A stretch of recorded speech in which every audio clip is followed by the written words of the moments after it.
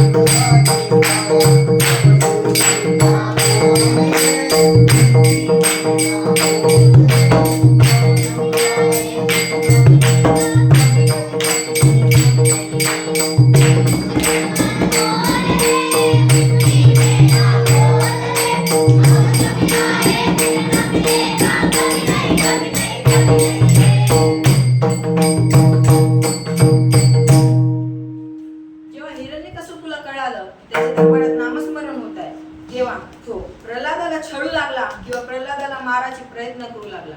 प्रल्हादला विचारलं, तुला वाचवणारा कोण आहे? तर मला वाचवणारा या जगाचा मालक आहे. मला वाचवणारा या जगाचा मालक आहे. कुठे आहे तुझ्या जगाचे मालक? असं विचारा बाबा, कुठे नाही आहे माझ्या जगाचा मालक? कुठे नाही आहे माझ्या जगाचा मालक?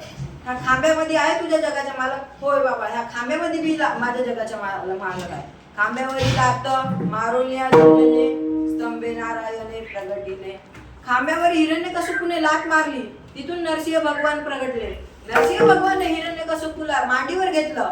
हिरण्यकशिपू म्हणाला, मला आत मरण नाही, मला बाहेर मरण नाही.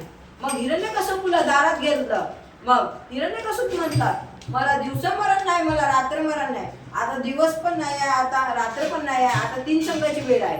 मला मनुष्यापासून मरण नाही, मला पशुपासून मरण नाही.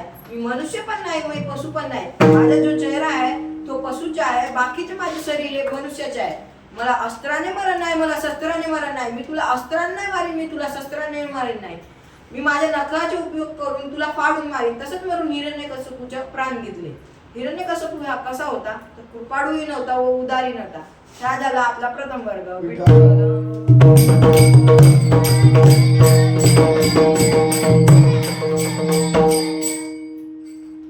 यात दुसऱ्या वर्गाचा विचार केला तर तो कृपाळू आहे पण उदार नाही.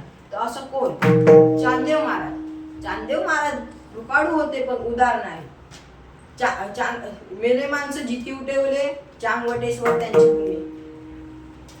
चांगदेव महाराज मृत झालेले चांगदेव महाराज व त्यांचे शिष्य परिवार हे चांगवटेश्वर मध्ये राहायचे. त्यांचे शिष्य परिवार वास्तव्य असलेल्या परिसरात जाऊन मृत झालेले शरीर